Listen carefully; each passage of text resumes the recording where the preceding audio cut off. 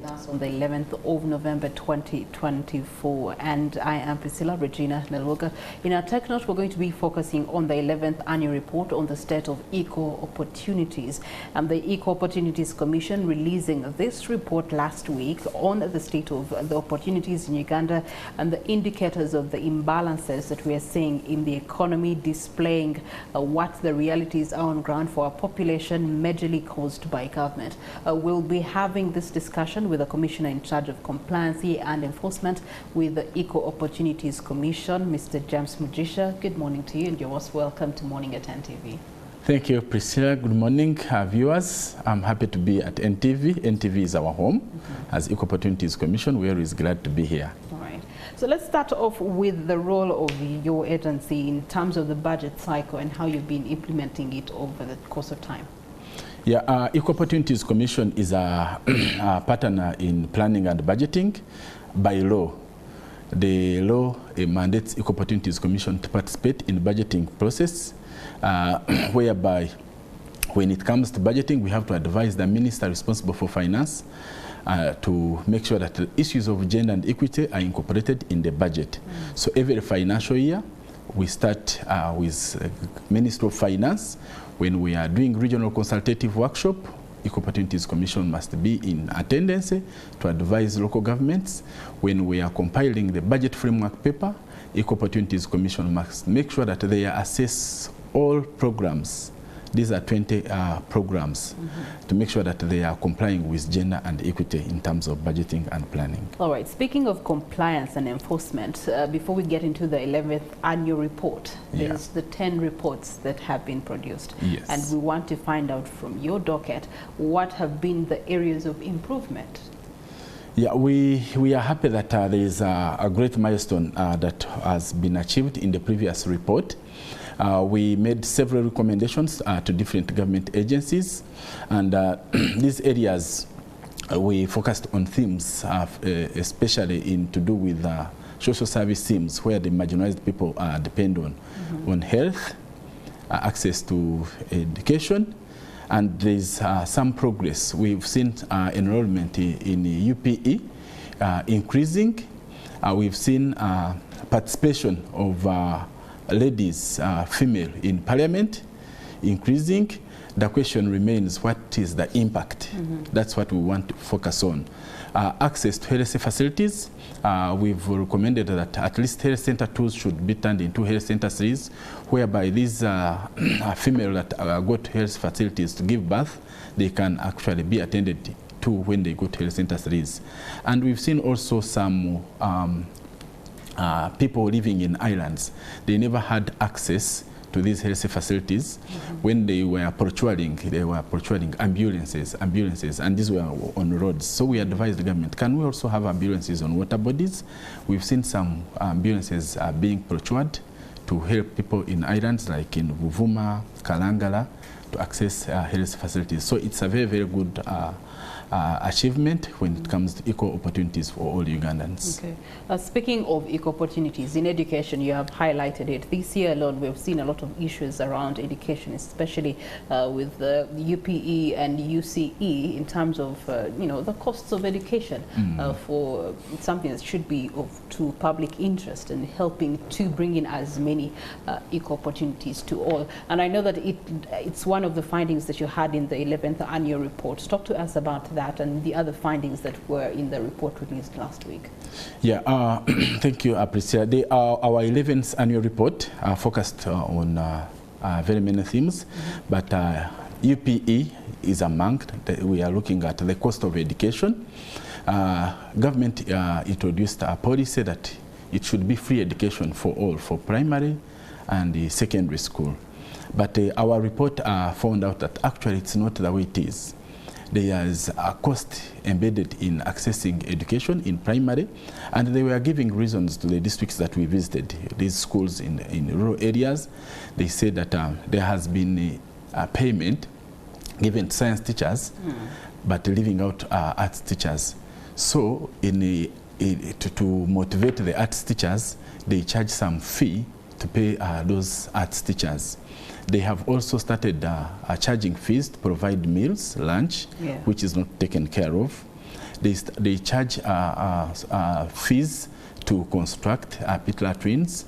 They charge fees to do other cleaning in the schools. So you can see that it is not free education. And these fees range, it's not uniform. They range from 2,000 to 200,000, depending on which location that you visit. So there's a lot of illegal fees being charged, and this doesn't go well with with the parents who cannot actually afford that kind of fees, and it leads to dropout of children that are from impoverished families. Those families that are poor cannot afford to pay that fees, and it's an impact to those families. Okay. And what were the recommendations that you gave to, alleviate these findings? Yeah, we've recommended that there should be a revised policy on UPE to make sure that the Ministry of Education goes down on the ground to see how can they remove those barriers that bring out those costs. We've also recommended that those schools that get government aid, immediately they should stop charging those illegal fees so that children should not be chased out of school based on such kind of charges. Those are the recommendations that we have made so far. All right. And what other key findings did you discover in? Yeah, we didn't only look at the cost of education. We've also gone into salary disparities. For public service to implement very well and be efficient, salaries must be harmonized. This is not the first time we are talking about salary disparities in public service. We did this study in 2015, and there were so many irregularities and very many disparities in public service.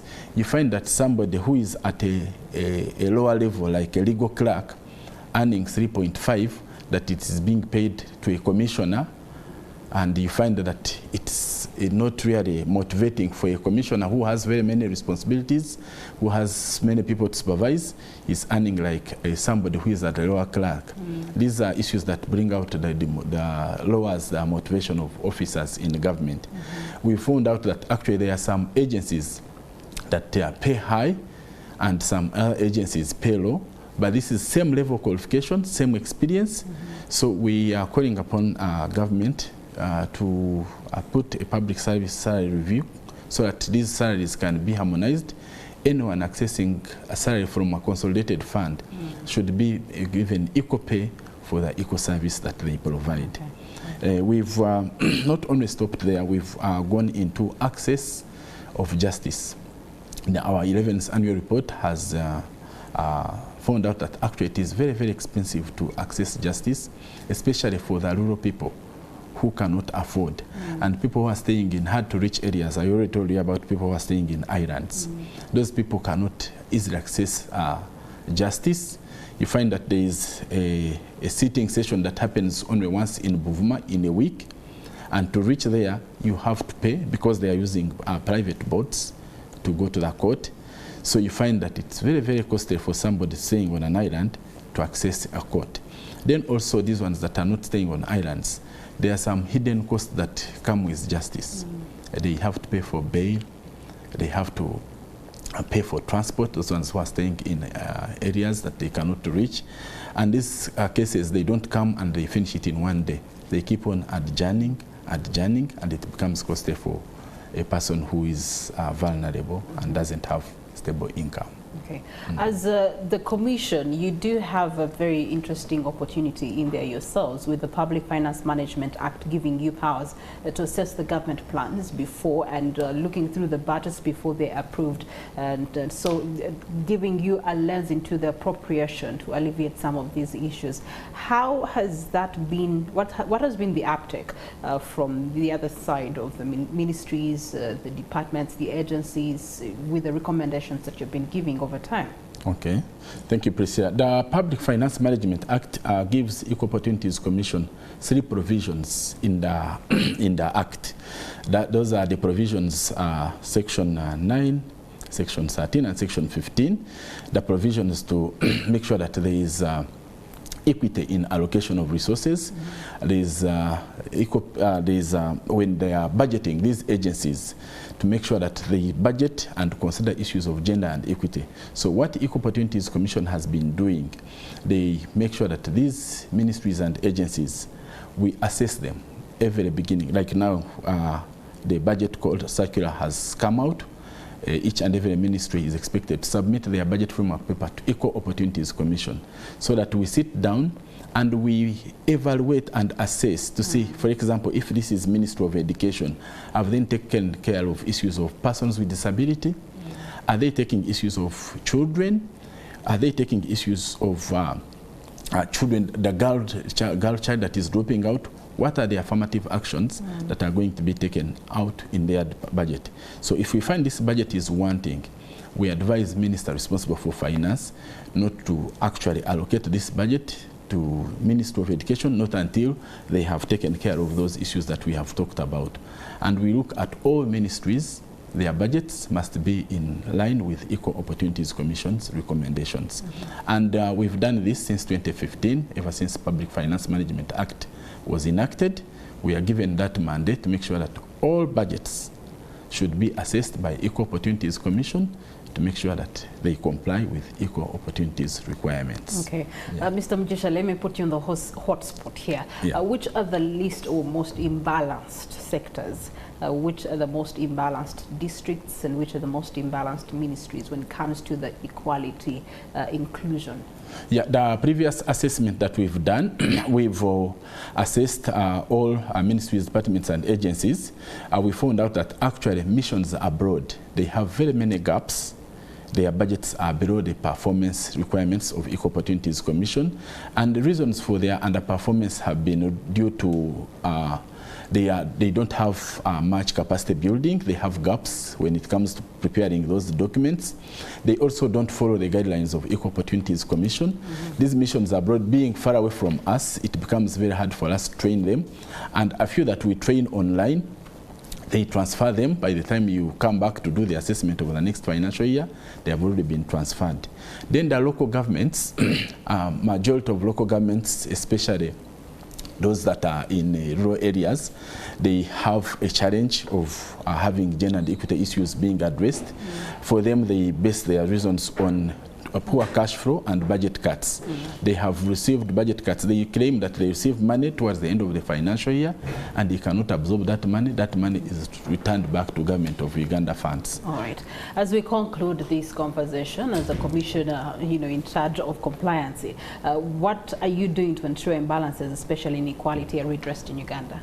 Yeah, we've put up guidelines. We've developed guidelines as Equal Opportunities Commission for these agencies. These guidelines are called vote-specific guidelines. Each and every vote, we give them a guide to make sure that when they are planning and budgeting, they follow it, to make sure that they include issues of gender and equity into their budgets.